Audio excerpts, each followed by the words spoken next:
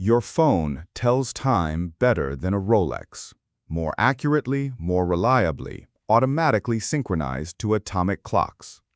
A Rolex Submariner, which costs thousands of dollars, will gain or lose a few seconds per day. A $10 smartphone app will not. So why does a Rolex cost what it costs? And more interestingly, why do the people who can afford any watch in the world so often choose this one? The answer has almost nothing to do with timekeeping. Rolex is not really a watch company. It is a meaning company. And the product it sells, instant social translation, is one of the most valuable things money can buy. The mechanical watch died as a functional object decades ago. Quartz movements, introduced in the late 1960s and commercialized through the 1970s, are significantly more accurate than mechanical movements and dramatically cheaper to produce. The Seiko Quartz Astron, introduced in 1969, was more accurate than virtually any Swiss mechanical watch of its time. Today, an atomic-synced radio watch from Casio costs under $50 and keeps near-perfect time. A Rolex Submariner retails for roughly $9,000 to $10,000 and drifts by a few seconds daily. The watch industry didn't respond to this by improving accuracy. It responded by redefining what watches are for. The Swiss watch industry, facing existential crisis in the 1970s and 1980s, the so-called quartz crisis, survived by pivoting entirely away from function and toward meaning. The argument became, you don't wear a mechanical watch to know what time it is, you wear it to communicate something.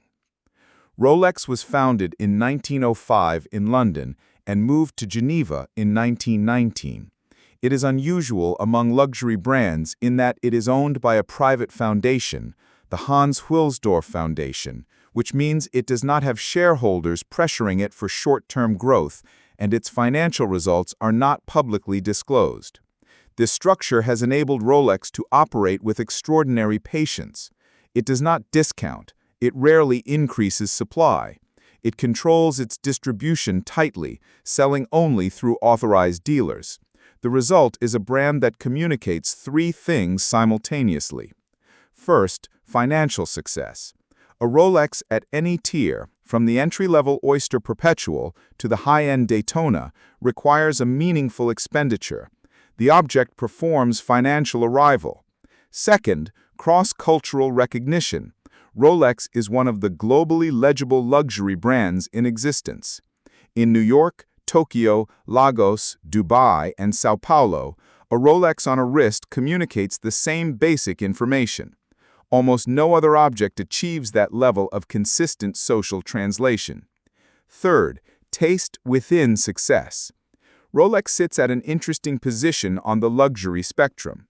It is expensive enough to be aspirational, but not so obscure that it requires insider knowledge to recognize. It is the status symbol that works in the boardroom and the golf course and the airport lounge simultaneously. This is the key psychological insight. The most powerful status symbols are the ones that require the least work from the audience. A Patek Philippe complication communicates connoisseurship, but only to other watch enthusiasts.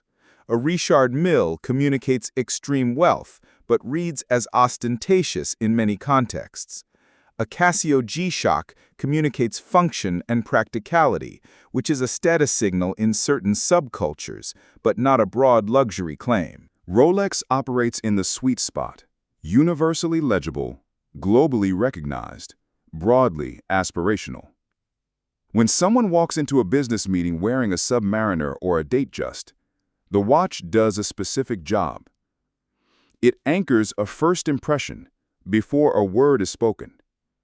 It says, this person has succeeded at something. It does not require the observer to know watch brands, understand horological movements, or decode insider signifiers. It just works. Rolex has also mastered scarcity as a design tool. For much of the past decade, certain Rolex references, the sports models especially, have been nearly impossible to purchase at retail. Dealers maintained wait lists. Gray market prices for popular stainless steel references reached 2 to 3 times retail. This was not simply a supply failure. Rolex is a highly capable manufacturer. The persistent undersupply of desirable references is a strategic choice that serves a specific purpose. It turns the watch into a gatekeeping mechanism. If you have a Rolex Daytona on your wrist, the signal is not just financial. It is relational. You got one, which means you know someone, or you waited, or you had the access. The watch becomes a receipt for social connectivity, not just wealth. This is a lesson the brand has understood for decades, and it is why Rolex has been able to sustain and even strengthen its position while other luxury categories fluctuate. Here is something else worth noting. Rolex occupies a rare position on the status spectrum. It is simultaneously aspirational to outsiders and credible to insiders. Most status symbols can only do one of those jobs. Either they are obvious enough to be aspirational, and therefore less interesting to sophisticated audiences, or they are subtle enough for insiders, and therefore invisible to everyone else. Rolex manages both. It is recognizable enough that a wide audience receives the message. It is respected enough that a watch-literate audience takes it seriously. The Submariner has been on the wrist of presidents, divers, actors, and financiers. The brand tolerates all of them because the object is durable enough to absorb diverse associations without losing its core meaning. That is genuinely rare. And it explains why, decades after mechanical watches became functionally obsolete, a Geneva-based private foundation sells billions of dollars of status per year through a product that at its core tells you the time. The product is a watch. The business is certainty. A Rolex tells you, and everyone who sees it, exactly one thing. This person has arrived. And they chose the symbol that everyone in every room will understand. That is not timekeeping. That is communication architecture. The object is expensive. The signal is priceless. Subscribe to Status Theory for more deconstructions of the status games behind the objects, spaces, and behaviors of the wealthy. New episode every week.